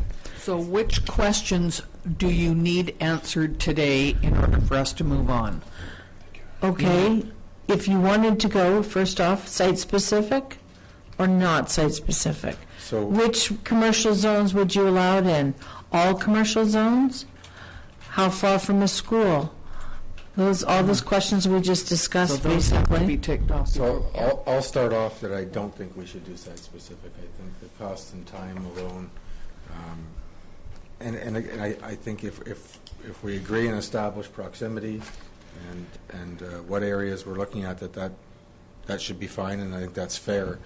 Site-specific and going to a public hearing every time, and I think it creates issues and divisions and all sorts of things. So. All right, that's CJ, you go ahead. Thank you, Member Kordoff. 14 minutes ago, we decided that we wanted more information. Yeah, I think that's more. We asked for that, and now we're being asked to make a decision about it. I don't feel comfortable doing that. I'd like to know the details about site-specific and the zoning. I know you want to move forward with it and you need it, but this is an important matter in our community, and like I said before, could be, has the potential to be very controversial. And, for myself, I want to do the right thing. I make decisions based on the information that I have, and I know it stalls and it makes it look like we're not moving forward with it, but site-specific is, it does have some benefits. Not all of it. There's pros and cons to everything, and I'd like to know those details before. And I know all that you're asking for is just the sense from council, but it's hard to give a sense when you don't have the information and so on.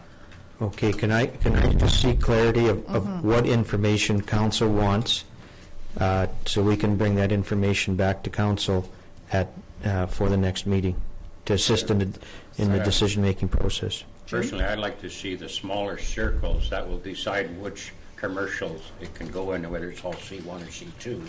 I think that helps answer that question. And also the proximity to your parks and schools kind of answers that question also.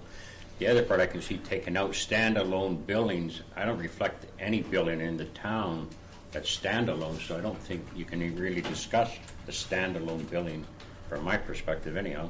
So that does tie it into buildings that are already here, and you don't have to build a brand new one. So it seems to me that licensing fees is one thing we wanted to talk about, and we also wanted to talk about the zoning versus the site-specific zoning, because we seem to be a little bit confused about that, whether we should go for one or the other. Is it possible to have that information by the next meeting? Yes. Okay. Does that make good. sense? And then we could sort of, we're kind of getting our feet wet today and looking at all of the issues. And is there a problem? I just want you to say that I think that's a good idea. Okay. To get that information, so I'll bring forward maps showing different distances from the parks and schools. One of the interesting things, too, is that I think you need to see some maps indicating the different commercial zoned areas in our community. Yeah, that's right. And I think you also need to see the maps indicating future commercial areas in the OCP. Okay. So I think that's really important. So I'll make sure that you have that information. All right, so do you need a motion to, no, we don't? No, Just bring no, it- I don't think- To bring back this info? No, I think we have a list, and we'll go out there and we'll shop through all our information and that, and again, it's a process. It is. And you know, we're here to provide information to council, so you feel comfortable, you know, that you've looked at all the information relative to decision making, and you know, and my apologies if I provided some sense of hurry. There really is no hurry here. You know, October 17th will come, but that's not to say that the doors have to be open on right. October 17th. That may not be the way some people want it to be, but, you know, ensuring that all areas have been touched are extremely important, I'm quite sure. Thank you, I agree, and I think that's why some communities have actually put it on the back burner for now and are not dealing with it right now because they're waiting for a little bit more and they don't feel that they're ready to do it. So, And, you know, if I may say, it's interesting that it's so interesting just watching to see what different communities are doing, because I know a couple communities that are only allowing provincial and only in malls and plazas. So it's that's what I mean by it's very interesting. So thank you. it is. Well, I now know how many feet are in a kilometer, and that's So, and that'll make quite a difference How to many his meters next in a walking kilometer? trip. Okay, thank you very much. That was an interesting discussion on all of this, and, you know, sober second thought and thinking about some of those added details will help us the next time. Okay, thank you. So our next, easier. the next, is this an easier one? I hope so. Okay. And this would be a special use permit? See you later. And Councillor King is recusing himself for this. Okay. Okay, thank you. So we've had a request from a local entrepreneur, you know, to operate a stationary vendor at 7710 Main Street, which is a commercially zoned property for the summer months. The applicant is in the process of attaining the necessary permits from Interior Health. Just so you know, those Interior Health permit was received on Friday. Okay. An application was made to the town for a business license on June 22nd, and staff are unable to issue the business license because the proposed use does not specifically fit within an existing category. So the town's business license bylaw includes a category for a stationary mobile vendor. However, this category stipulates that this use is only permitted in the C1 zone, and that the stationary vendor must actually remove the vehicle or trailer at the end of each business day. An overview for this, for council's consideration. As a resort community, we're supportive of exploring alternative and proactive business opportunities that increase pedestrian traffic and contribute to the overall resort ambiance. That being said, it is essential that we balance the needs of our community with those of our visitors. The proposed business will help contribute to the resort feel of our community. To ensure that the business does not negatively impact the neighbors, the applicant has been advised that compliance with all municipal bylaws, including the Good Neighbor Bylaw, is required. In order to operate on the site, the applicant is required to operate a generator throughout the day to power the hot water tank and refrigeration units. The use of the generator throughout the day raises concerns with respect to excessive noise being emitted from the property. The proposed business could be an asset to the greater community by providing additional food service in the area. Town staff are currently in the process of reviewing the town's business license bylaw, and the proposed business and similar business uses will be reviewed as part of that bylaw review process. With respect to budget, the budget's unaffected. So if issued, the business license will include an addendum which stipulates that the business may operate for a period of not more than 90 days. With respect to sustainability, a mix of commercial uses throughout our community enhances the walkability of the town. There's 3 options provided for council.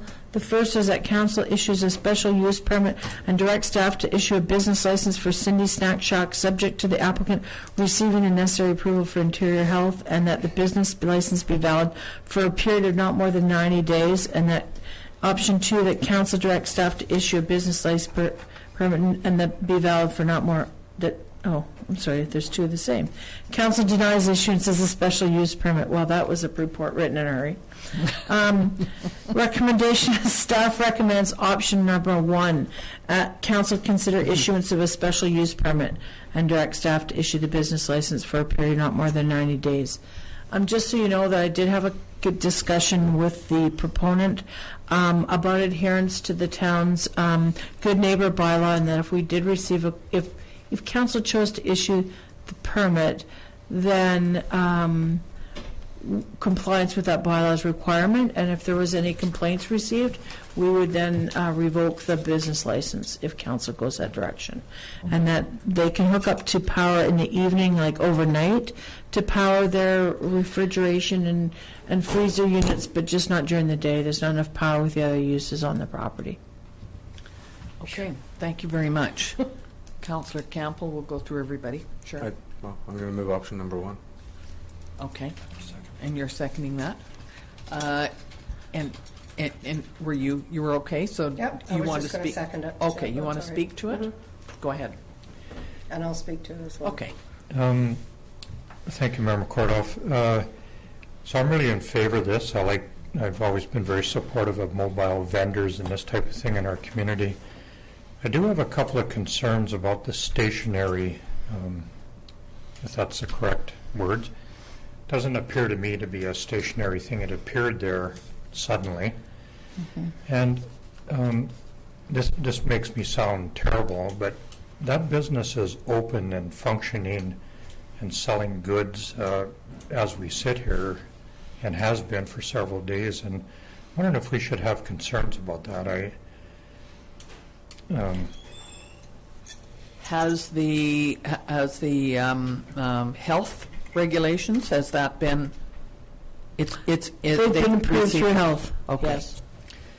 So my point is that they're open for business. They're operating And with have a They have a business business license. license. I'll Sure. bite the bullet in this one. So in terms of attempting to be business friendly, and the proponent came to us in what would be potentially one of the most busiest weekends in the community, and knowing that council business only occurs on certain dates, we talked to the proponent and said, this is what's going to happen. We'll take this special request for a permit to council. You open on your own kind of peril relative to the fact that if you don't get a permit, we will shut you down. But in terms of trying to be business friendly and promoting the activity, we basically said we would not enforce, provided that the health permit had been issued. And That would be my main. and also provide that we didn't receive any complaints. That's right. And the good neighbor Well, bylaw. okay. Yeah. Okay. Okay, fair enough, thank you. Yeah. Yeah. So it's. Oh, go ahead, Councillor Yellen. Yeah, I just wanted to commend the open door policy for a nice new business in town. That I think is a very big asset to our walking paths along the lake. And thanks for our CAO taking the bullet on this one and making sure that it happened. She's been very progressive, and I think working with these mobile vendors is something that I really like to see. We've lost the mobile vendors that we've had over the last 2 or 3 years, and don't really know why, but in any event, we are looking forward to them happening in our community, I think. We've had several over the years, and they don't seem to stick around. And I'm just not. We were going to do a sort of an exit thing with them to find out what problems they had or why they didn't come I back. know why. So It's, if I may, Sure. Mayor McCordoff, what I'm hearing from them is our process is a little bit too complicated, and that maybe we need to think about simplifying it a bit, or at least look at some other options. And so we are reviewing our business license bylaw at this time, but we may want to review that in time as well. And obviously, the time to review it isn't in the summer when we're in the thick of it. So That's great, Thank you. because I've heard the Sounds good. same comments, so thank you, Mayor McCormick, Thank you. for that. Yeah. So, all in favor of the motion? Thank you very much. That's carried. Very good, Jim. Yeah, I think she's going to go get them.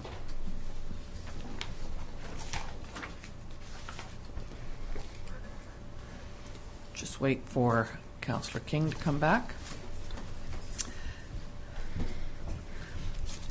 Okay, next is the Osoyoos Secondary School Environmental Initiatives. Mr. Romanko. Thank you, Mayor McCordoff. At the May 22nd council meeting, council heard two presentations from the Osoyoos Secondary School students requesting that the town take two environmental-related actions. The first request was to increase the number of cigarette butt catchers and then to recycle the cigarette butts to avoid the contamination that occurs when they are placed in the landfill. Students recommended that the town be a part of the TerraCycle recycling program that sees organizations or individuals recycle materials as a fundraising action. Cigarette butts are packed and sent to TerraCycle, and some amount is paid, a payment is provided. The ultimate goal was to keep cigarette butts out of the landfill and decrease contamination. The second request was to enact legislation or take proactive education initiatives to ban the use of plastic straws. The presentation noted that many multinational corporations were taking this initiative voluntarily. The City of Vancouver was providing legislation to be enacted in 2019, and JoJo's local restaurant was also voluntarily not using plastic straws. In terms of an overview, the administration agrees with the social environmental principles that brought students to council to make these requests. The world will be a better place with recycling cigarette butts and eliminating the use of plastic straws. The issue is the capacity of our small staff to complete these tasks and what are the greater community's responsibilities to first assist in achieving these environmental goals. Public Works has installed 32 cigarette butt catchers and has 12 more on order. The recycling of these butts is seen as an additional activity that would be assigned to the department. At this point in time, no assessment of resources to complete this task can be determined, or the value added that would be returned for the resources expended. The student's request calls for a social action process to change community and individual values towards the use of plastic straws. Actions of these types in community are usually led by a group or individuals to cause community change, and the enactment of bylaws in the area are seen as a last resort. The social action process is usually led by a planned strategy that includes an education process, a request for voluntary compliance to the social action request, and local government as a potential partner in the process. In this case, the students are requesting that the local government take the lead and overall responsibility to cause the change. In terms of implications in the community, the local and global community will benefit from recycling of cigarette butts and a decreased use of plastic straws. Implementation of bylaws will increase the enforcement on local businesses. Organizationally, additional workload will be placed on public works staff in the recycling of cigarette butts. The social action process to eliminate plastic straws probably has a greater workload, and at this point in time, no section of our organization can assume this action. Budget additional staffing resources could be added to accommodate the request or reassignment of existing staff resources.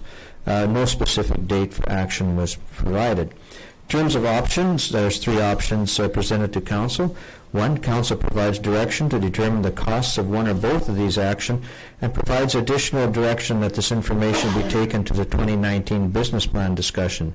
Two, Council provides direction that one or both of these requests be denied due to a lack of resources for implementation. And three, Council requests additional information. In terms of recommendation, administration recommends option number 2. At this point in time, there appears to be a greater global corporate effort to eliminate the use of plastic straws. The administration is of the opinion that this movement will make its way to local communities and individuals to discontinue the use of plastic straws without a municipal investment and resources. The administration continues to add cigarette butt catchers and will target the students' suggested areas for implementation. The administration doesn't recommend the municipality become involved with butt recycling, as our landfill is currently monitored and meeting all regulations. Thank you very much, Mr. Manko. Councillor Campbell and Councillor Rhodes. Thank you, Mayor McCordoff. So we had a group of students come in, very articulate, very well spoken, very well researched, gave us examples of other places that have done some of these things. And I'm always encouraged when I see people that young try to get involved in municipal politics and environmental issues. I think some of these things are worth exploring, specifically the cigarette butt recycling. So I'm not in favor of the recommendation. I'd actually like to move option number 1, that council provides, that we provide direction to determine the cost of one or both actions, and provides additional direction that this information be taken to the 2019 business plan discussion. Thank you. Councillor Rhodes? Thank you, Madam Clerk. I was seconding that as well. Oh, you're seconding But I do it? have a comment. No, I thought that you wanted to speak. Go ahead, yeah. Well, it's uncanny. I have exactly the same opinion, but in reverse. We're doing quite a bit to contain the cigarette butt problem in our community and that kind of thing by adding some of these disposal stations and that kind of thing. Throwing a cigarette butt on the sidewalk or plunking it in the sand on one of our beaches is very much a personal decision that every person that smokes makes. And they do it way too often in our community. When we walk around in our community, we have a tendency to walk around looking at things that are up here. If you take the time to look downwards, just walk in front of the Owl Pub down the sidewalk and you'll see 300, 400, 500 cigarette butts laying out on the sidewalk. So every one of those was placed there by a person that does not care about our community and that type of thing. Looking at the straw thing, I have equal contempt for almost all plastic materials in our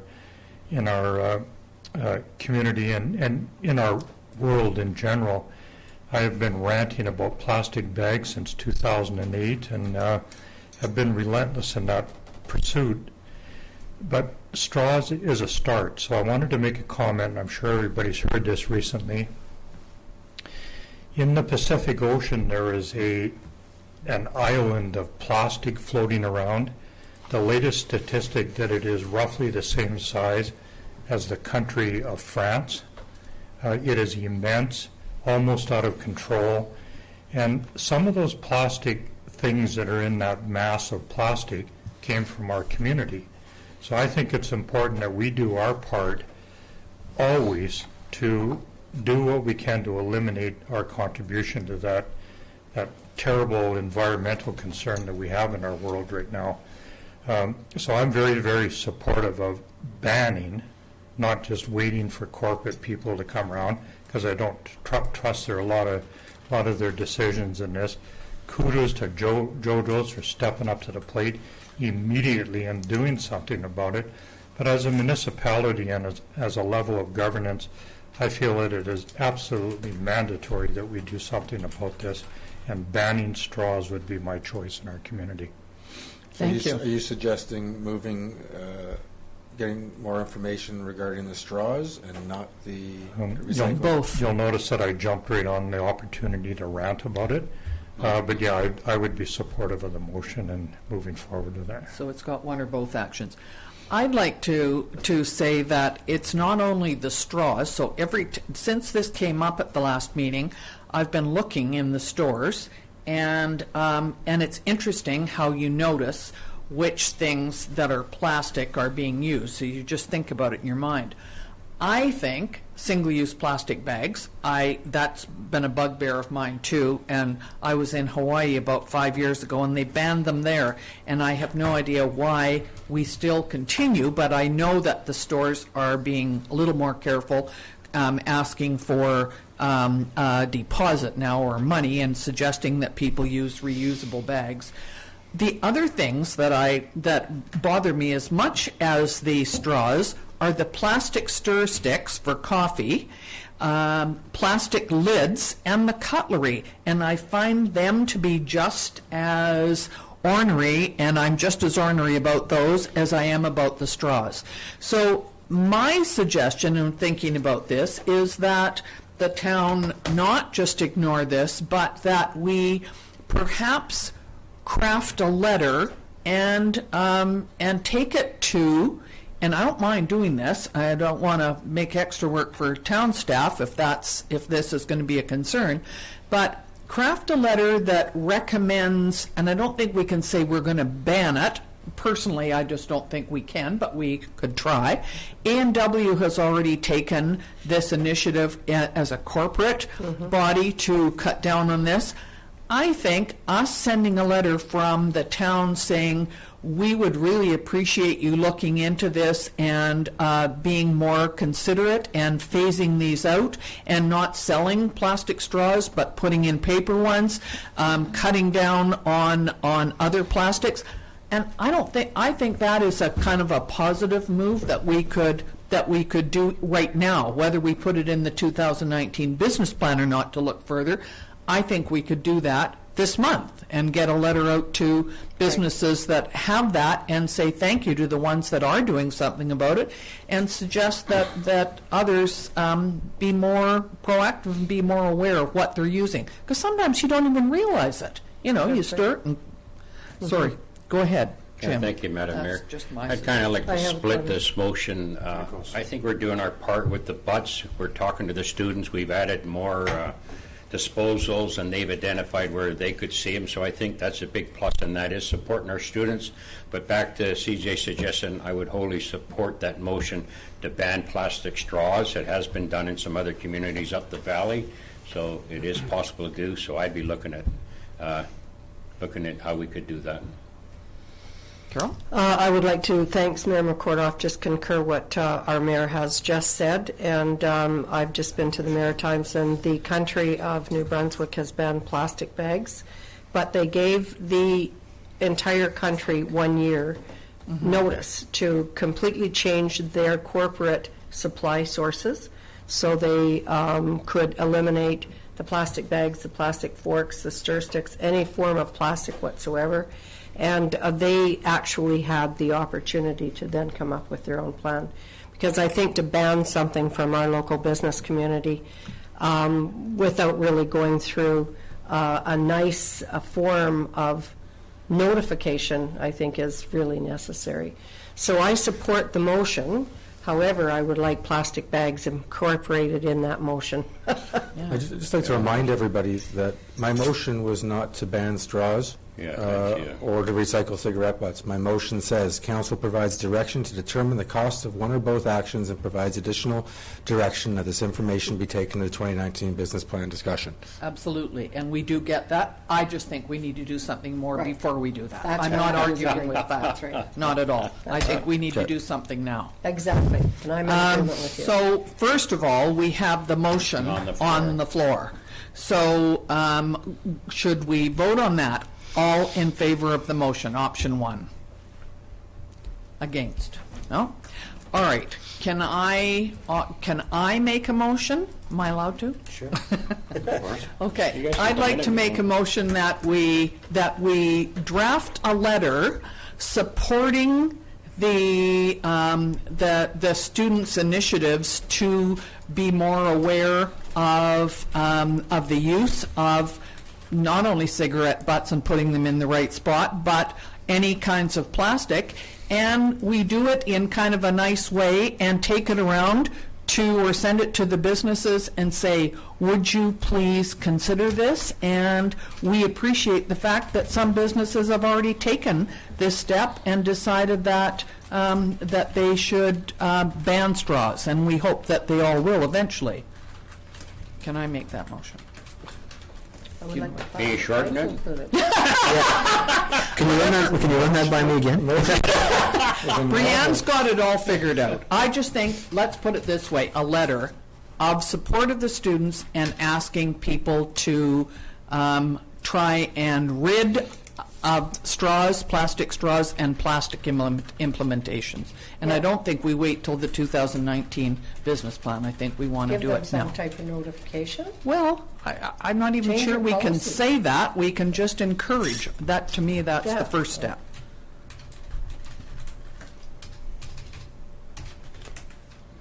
Okay. You want to read that for me?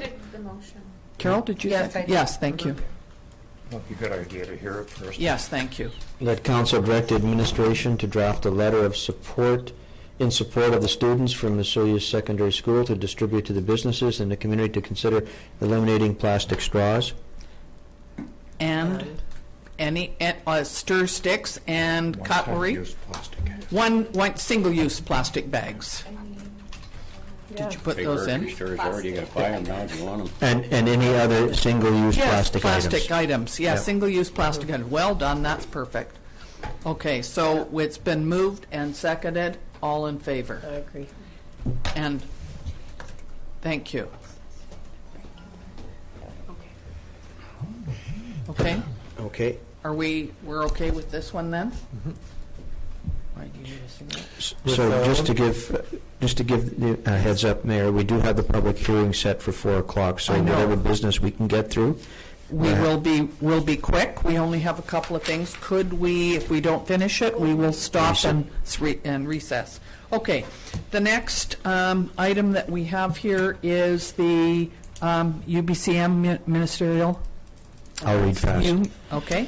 Each year, municipal councils are encouraged to meet with the premier, provincial ministers, or government staff to bring issues of local concern and request for changes to government policy or services. Last year, council met with the following ministers to discuss the following issues: Minister of Public Safety and Solicitor General in regards to the RCMP contract and the 5,000 population threshold; Tourism, Arts and Culture, the extension of the RMI program and local RMI successes; Education, rural education funding; Mental Health, availability of local services; Transportation and Infrastructure, extension of the storm sewer projects from Park Place to 89th; inclusion of stormwater costs into the bike lane grant application from Lake Shore Drive to Cottonwood Drive; and third-party highway signages; and lastly, municipal affairs staff to discuss boundary extension. This year's invitation to meet with local government officials has arrived with a potential date of July 13th if council wishes to meet with government representatives. Administration recommends the following meetings be considered for the 2018 for noted purposes. Tourism, Arts and Culture, provide an update on RMI program accomplishments. 2, Public Safety and Solicitor General, seeking provincial support for removal of sandbags off private properties post-flooding. Also, potentially the government would provide a grant for things like municipality can purchase gabions, tiger dams, and potentially sandbagging machines. And finally, reinforcement of concerns relating to the 5,000 population threshold. 3, Transportation and Infrastructure, financial assistance to continue with highway storm management through town from 89th to Finch Crescent, and potential need to assist with public use of highway easements to facilitate downtown commercial uses resulting from downtown renewal plans, and an update on third-party signage removal along highway easements in town. So certainly that list is not exhaustive, and if council has some others, they can add to that. In terms of benefits, the community benefits from meeting with government ministers to make requests related to policy or local funding needs. Organizationally, the time to create the reports. Significant dates, all requests for meetings must be in by the province by July 13th. And 3 options are presented to council. First, council approves the suggested list of ministerial meetings for 2018 and directs administration to make the meeting requests. Council makes additions to the suggestions or changes the suggested meetings. And 3, council chooses not to meet with provincial representatives at 2018 UBCM. And the administration recommends option 1 or 2 after discussions with council. Thank you very much. Yes, Councillor I like the Campbell. recommendations, and I would make a motion to move that forward if we could add the education and rural school funding, because I think that's a moving target at this point with the change of government, and knowing that they have been working on a new model to fund rural schools. So I think that's something we need to continue to face head on until we have. Okay. You're seconding that. Is there anybody has any? Yes? Do you have another one? I'm wondering at this point if we should meet Minister of Housing, somebody with the outline of the new grants that are available as far as rental and low-income housing. They have come up with a new plan, and I think it would be important on our part to talk to them about it, since affordable housing seems to be one of our huge issues. Okay, that's all right. So that would be 5 now. That's probably about, Yeah, if we've got 1, 2, 3, and then add So can I make that friendly amendment? Yep. Yeah, I'm fine with it. that we add those, yeah, so the 5 items on the list. Correct. Okay, and are you seconding that? Okay, thank you very much. All in favor? Thank you very much. Do you think we should go on with the next one, or do we need? Yep, no, We could go ahead? Yep. Okay. So the next item is the Penticton ASD Proposal 2018. Okay.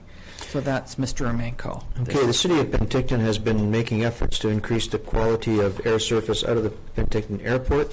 An earlier effort resulted in WestJet establishing daily service from Penticton to Calgary. In order to make presentations to airlines to increase services to Penticton, business cases must be developed and data secured to provide credibility to the business cases. Attached is a terms of reference to seek out a consultant to complete studies that will provide documentation to support increased air service to Penticton.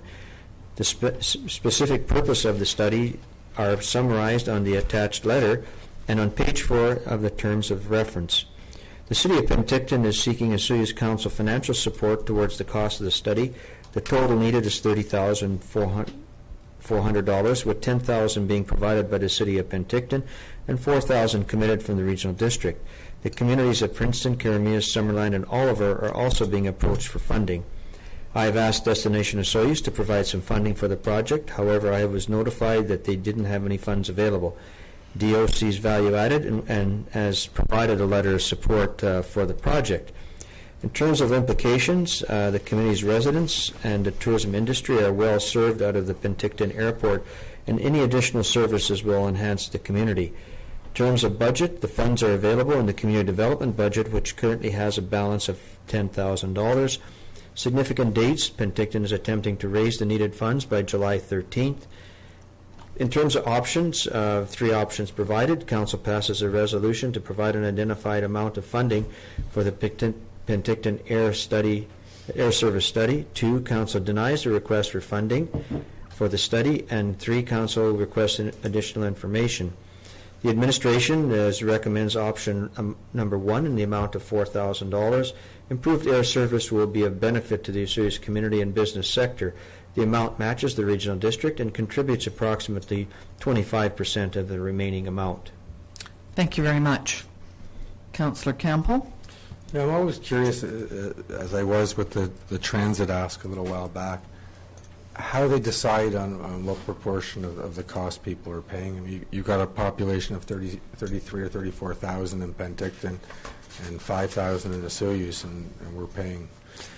Well, they didn't ask for 4,000. I'm recommending 4,000, Gotcha. and that's just based on what I see. I'm looking at the number of communities, the size of communities that are left to try and create the rest of the money. My sense is that some communities will not contribute, and that the City of Penticton will probably end up having to place more money in it, and the air service out of Penticton is an important part of our community. Carol? Yes, I would like to make the motion. Council passes a resolution to provide an unidentified amount of funding for the Penticton Air Service Study. And I think I would like to indicate the amount of $4,000. Okay, thank you. That's option number 1. Anybody else? One of the things. Sorry, I didn't I'd ask like for to that. speak to it as well. Okay, go ahead. I just think it's important for Osoyoos to support this particular request, because we have so many people that are tourists in our area that have used this service. The improved service from Alberta to Penticton has been hugely beneficial to our business community, and I'd like to see our town support it. Thank you. So I'd just like to say that when I was over at the Highway 3 Mayors Coalition in Castlegar recently, I was talking with the mayor of Castlegar, who has an airport that is quite similar in size, with the concerns about landing and not being able to land in the wintertime and in inclement weather. So he was telling me about a process called an RM procedure. It's software on planes that will enable the ceiling to be lowered from 2,800, now I don't know whether that's feet or meters. I'm not going to ask you to figure that out. Down to 1,000. She's good. Anyway, it seemed like a very sensible way to look at things. If there was the possibility of, and I know because I've flown that many times and had to go back to Vancouver when the weather wasn't good. So I think if we can support this, and that's one of the things that they would look at trying to have a better system to allow more planes to land in Penticton, I think it's a great idea. So it is definitely being looked at, and I support it. Go ahead, CJ. Thank you, Mayor McCorduff. I'm going to speak against the motion. I certainly see some of the benefit to having that airport there, but I'm a little confused. We participate on all levels at the regional district, and they're a much bigger geographic area. They have a huge budget compared to ours, and I think they're contributing the $4,000 because they can see the benefit, and we're already a part of that. Secondly, I'm not exactly sure what the status of the Penticton Airport is. I understand that previously it was a federally owned airport, and, this stuff is going to happen anyway, irregardless of it. And I just don't see the benefit of us contributing the $4,000 amount. Certainly if the motion would have been in the $500 or $600 range, I would have been more supportive of it. But I think $4,000, I don't see us getting $4,000 benefit out of it. We will get the benefit anyway without that contribution. Because it is a federally sanctioned airport, and that's why it's there. Absolutely. Yeah. And I will disagree with you because I think it's really an important thing to support, and $4,000 is not a lot of money to see the entire region, to help the entire region have a look at this. From that air traffic, that's right. So, Councillor Rhodes, are you, we have 1 minute. We've been told by the Director of Corporate Operations that we can go over time. We can? Yes. To get this? Yes. As long as This is Councillor 5 to 10 Rhodes doesn't minutes, make yeah. any more? Yeah, 5 to Okay, 10 fine. Yeah. Go ahead, Councillor Rhodes.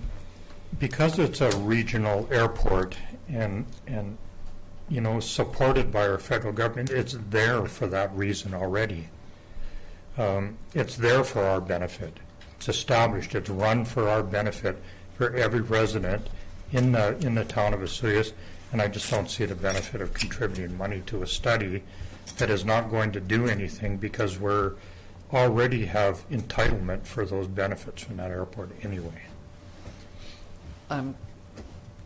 Councillor Youngberg. Just like to mention that the city of Penticton spends a lot of money politicking with WestJet and Air Canada to increase the flight service to that airport, and that is a reason for the study. They have to have a study to support their facts that they submit to WestJet and Air Canada on the request of more service. Thank you. Yes. Thank you. I think there's more discussion, and I've got a few thoughts on it too, but that with the amount of reports we have left after this, I'm suggesting that we recess. We've just been told that we can continue on with this particular issue. There's a motion on the floor first. You have a motion on the floor? So the motion on the floor is to go with option number 1 to the tune of $4,000. All in favor? Against? Okay, so that's defeated. And so now, is there somebody who would like to make another motion? I put a Councillor. motion on the floor that we contribute $1,200. Is there somebody wanting to second that?